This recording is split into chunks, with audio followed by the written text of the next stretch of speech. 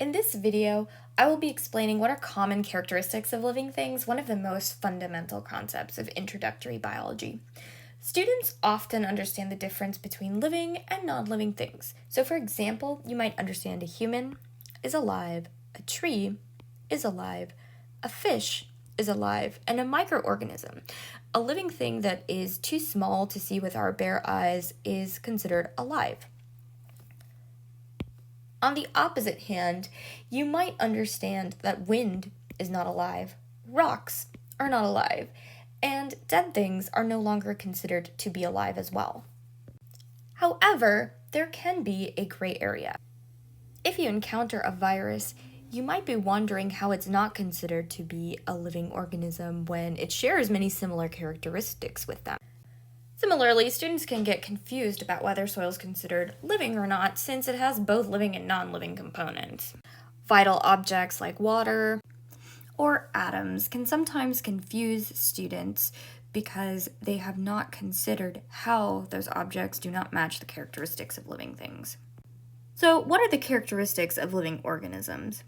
First, all living organisms must be self-contained.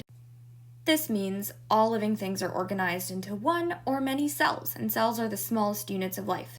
So if you have no cells, sorry, you are not considered alive. Second, living organisms must obtain and use energy.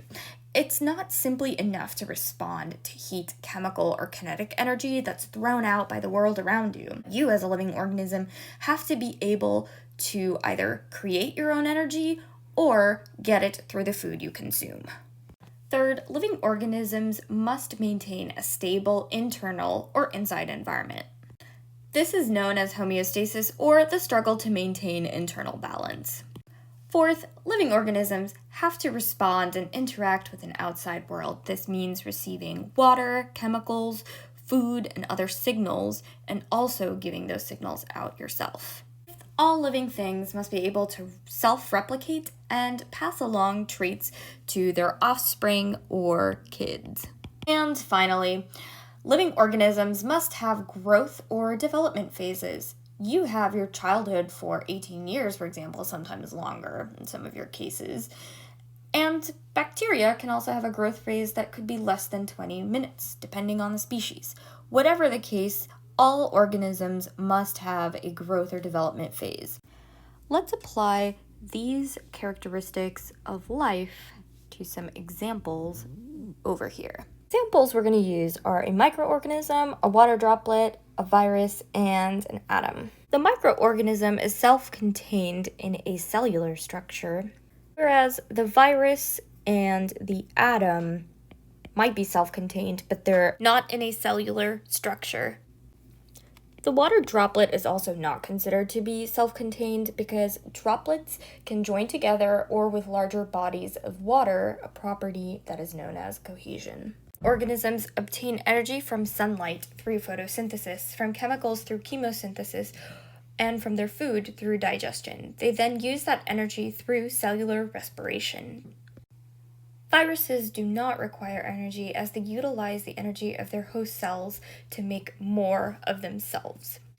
Atoms can release and create energy when they break apart and combine, but they have no internal drive or ability to get it for themselves, which is why we are putting them as a no for obtaining and using energy. Similarly, water droplets can respond to energy applied on them, like heat energy, which causes them to evaporate, or the loss of heat energy, which can cause them to freeze into ice. For the third criteria, only microorganisms maintain a stable internal environment. Atoms can be stable, but they do not conscientiously maintain their environment. They also can be unstable in the cases of radioactivity, and they can undergo significant changes when they make and break bonds with other atoms. While viruses can have things inside of them, they do not actively maintain themselves, especially after they inject host cells with genetic material. Water droplets are typically made of only one thing, so they're not considered to have stable internal environments. With principle 4, living organisms get water, energy, food, and other chemicals or signals from the outside world, and they respond back with similar signals. Atoms and water droplets react to outside or external changes, but they do not actively get signals or actively respond to these signals. While viruses do interact with their external environment as they look for specific parts of cells to invade, their actions are very simplified, and most scientists consider them to be less active than living organisms. Living organisms do replicate independently and pass along information to their offspring in the form of DNA. The microorganism is going to replicate itself exactly in this example. Water droplets and atoms do not replicate, they split off and they do not pass along any traits. Viruses can replicate themselves quite efficiently, but they need to actually replicate within other living organisms to do so, so we do not consider them to be able to self-replicate independently.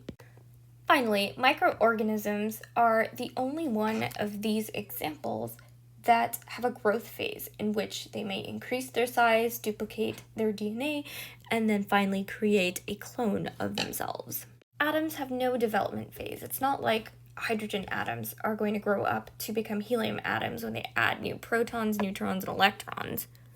And while water droplets might have phase changes, it's not as if every water droplet's going to start off as water vapor and eventually end up as ice in its old age. Virus particles are made and assembled, but unlike living things, assembling viral particles is not considered the same as development.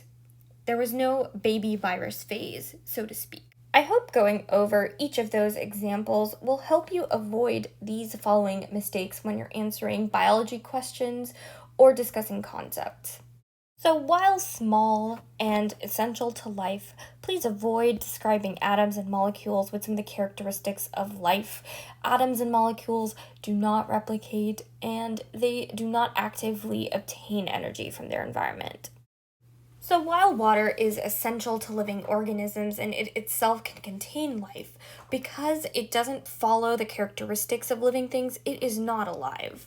And though viruses are very similar to living organisms, they are not able to self-replicate or obtain energy and use it independent of cells. Understanding how the characteristics of life do not apply to viruses helps us understand why antibiotics don't work on them.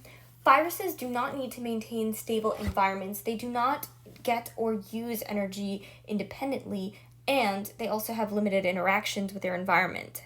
Now, you can practice by applying the characteristics of life to the following examples: a boulder of rock, soil, fungus, and mosquito, which is considered a parasite. If you want to check out answers to the examples or get more practice on this concept, you can check out my website, missaexplains.com. Thanks for watching.